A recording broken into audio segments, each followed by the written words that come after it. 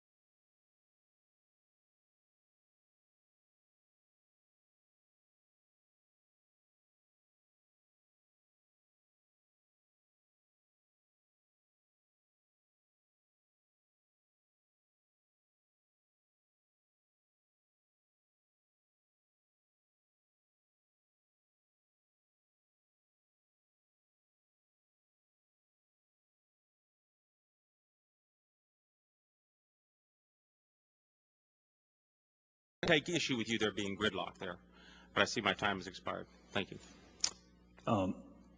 Thank you. On behalf of all of us, we would like to thank our witnesses for the testimony today. Without objection, all members will have 5 legislative days to submit to the chair additional written questions